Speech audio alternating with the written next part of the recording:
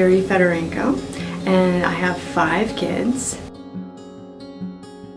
My name is Madison, and Terry's my mom. So number 1, messed it up. Number 2, still messing it up.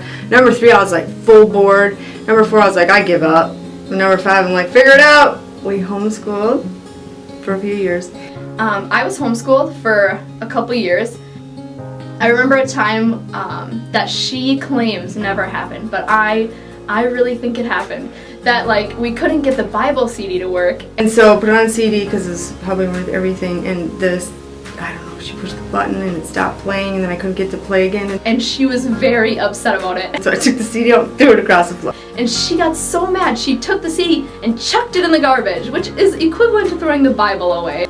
Dinner time in my home was, I do still make dinner. so we all had to be home, and if you weren't home exactly on time, don't do that, that's not good. Teenagers don't like to come home at 5:30. We would all sit at the table and we'd talk about our best part of our day, our worst part of our day, and like something funny or so, I don't know, something like that, just to kind of talk. But we used to we sit around the table, the TV's on, we pray, we'd say our highs and lows. Oh, we did it perfect. Yeah, my kids are ticked about that. That didn't produce the same amount of, awesomeness that I was hoping for.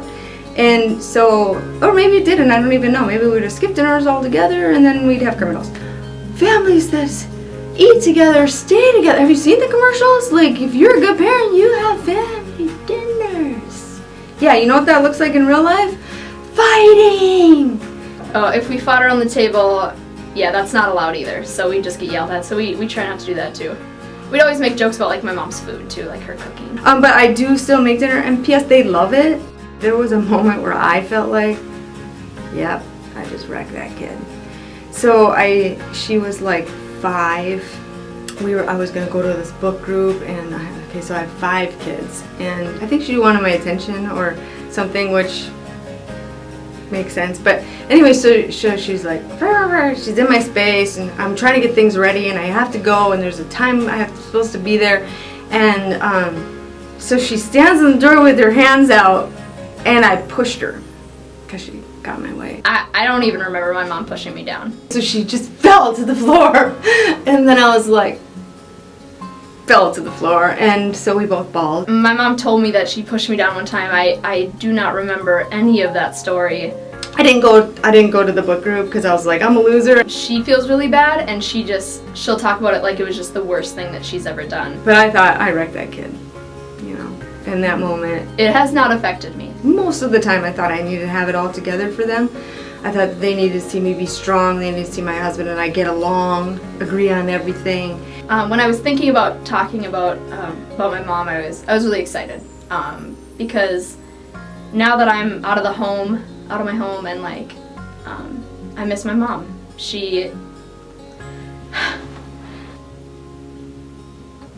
I've seen everything that my mom's gone through, and everything that my siblings have put her through, and people in her life have put her through, and she's still going and still fighting and still being incredible in everything that she does. I can't even put into words what my mom is to me. Hi, I'm Carrie Tripp. I've been coming to the Waters since about 2008, and that's when I started as Executive Director of Birthline in St. Cloud. I'm Abby Olson, and I'm Pastor Jeff's wife here at the Waters. And about 2 years ago, the opportunity to work at Birthline came across my plate.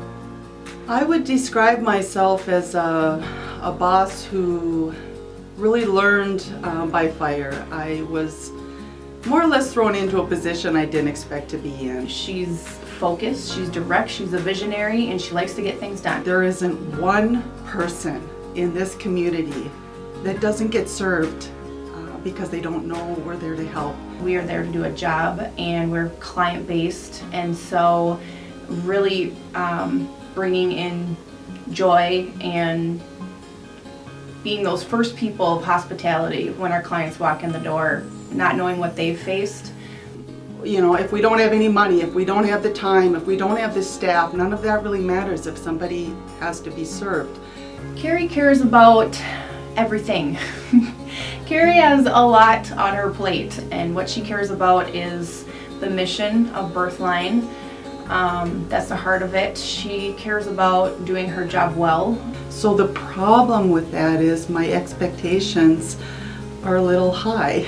Caring about the people and employees as individuals and caring about our clients. And that is a lot of things to juggle at one time, and making sure that she doesn't drop the ball in one of those areas. She's got a lot on her plate, and she carries it very well. I like to think that I provide a place that people want to come to, that they want to come to work every day. It's not easy work. It's work that sometimes you want to avoid, but I like to think that I can conduct it in a way that makes people find joy. I conduct work with God being first, and I believe that staff really puts God first because of the environment that we create together. She's got a lot of integrity, but then she's just got this knowing that she needs God on her side to do her job well. And even for her birthday, she's all about celebrating love's gifts. Instead of throwing a little party for Carrie and what can we get her, she asked all the employees to ask the Lord and look for a verse for her for the year. And so that says a lot. There are some things that happened 1 week into my job that I will never forget. They marked my brain for eternity, and that is, that's the time I found out that at 15 years old, my daughter was raped by 3 boys. And all I can remember was thinking,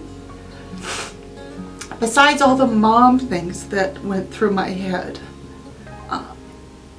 as director of Birthline, all I can really remember thinking is, I better figure this out in a hurry, because there are women just like my beautiful daughter who are coming in for help, and I don't know how to help them.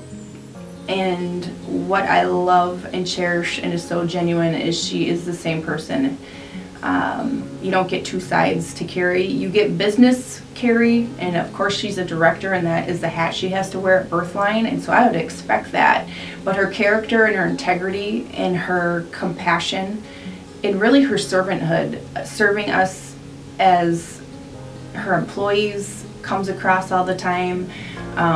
Caring about our clients, caring about our donors, making sure that anything that's donated financially or in supplies to Birthline is serves our clients the best it can, and that every penny counts. And so her integrity's there, and she serves at this church with a smile, and I get to see that smile at work, and she's got the best laugh ever. I want to be like her. I'm Dawn Jansen. My name is Rachel. I've known Dawn Jansen for probably almost 8 years. I'm a mom and a wife. I love Jesus a lot. I mean, she's incredibly gifted with artistic stuff, and I'm so not. Chasing after Jesus with all I've got, and when I'm taking care of my family, that everything that I do is I try to think that it's Jesus that I'm with, and how would I minister to him if he was in this situation. So some days it's really tiring. I love her personality, and when she's like in a room, I think you know it, because she notices people and she loves people. Looking at how I act and stuff like that, is it pleasing to the Lord? But also realizing that he loves me just the way I am, which is kind of weird because I know all my faults. I mean, this just, I have to go there, but when she's really laughing, she snorts a lot. And so that's just when you know you're getting her going. And so I would say that, just because it sums her up in a nutshell, just of how, not just the snorting part, but how much fun she is to be around. Okay, let me first say that I never had it in my mind to be a youth leader.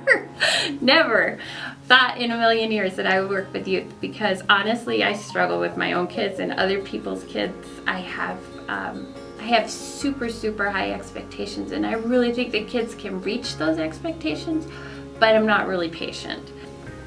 So last night at youth group, I'm preaching and to 90 junior hires, whatever, and you see Dawn get this really weird face and she looks scared or something, and I was hoping it wasn't anything I said, but then it was because the girl next to her was having an issue with her tooth. Luckily it was Dawn next to her, but the tooth that got stuck somewhere. And this is just Dawn as a youth leader though. Like, she's just rises to the challenge. I want to fit the image that I have in my head of a godly woman, but I see all the flaws and all the areas where I don't measure up and I'm not enough. And I really do feel like the Lord's been trying to say that He's not looking for me to measure up or be enough, because He's creating something new in me every day, every moment.